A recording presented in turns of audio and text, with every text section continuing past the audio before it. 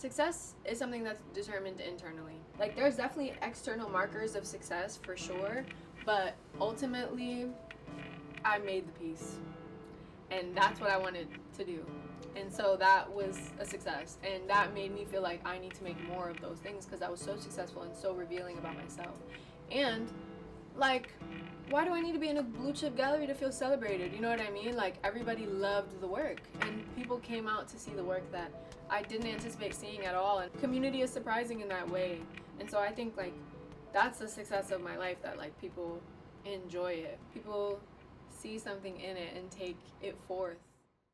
I'm Kiara, I'm 26, I'm an artist, and I live and work in New York City.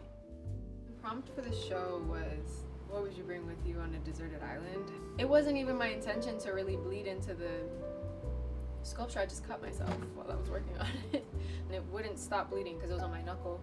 So I was like, well, I mean, I guess I didn't have any band-aids, so I just put it in the cavity of the hand, and then it closed it up, and it just had this really cool, like, Jesus kind of finish, this dark impression in there. The work itself just happened very naturally, and I think after the fact was what I realized what it meant to me.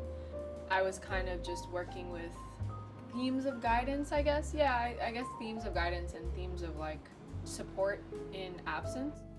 I was working a lot with wax, and which provides light at times and preserves at the same time. The structure itself is like a lamp.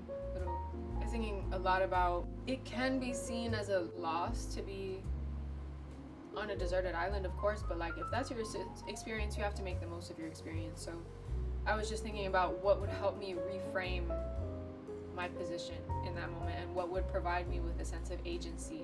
You know, my blood is in the piece, you know, so I think that's kind of a way of seeing myself. And there's rice, and that's a symbolic of prosperity and blessings on a new journey, you know, like, just thinking a lot about throwing rice at weddings. And the machete as well, like, is my grandfather's as well, so there's, like, inheritance and a sense of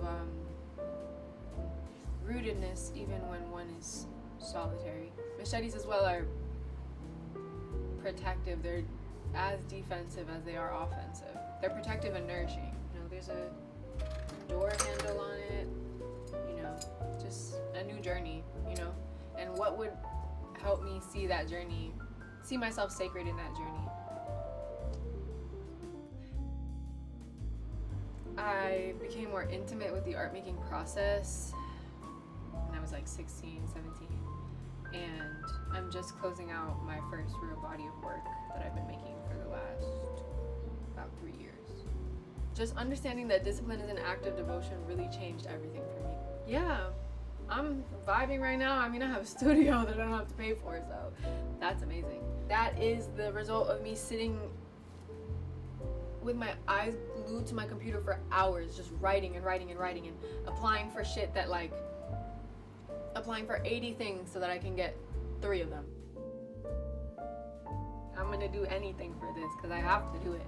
And I mean, there's harder ways to do it, but, like, there's a lot of opportunities that make it easier. So just try to focus on continuing to apply discipline in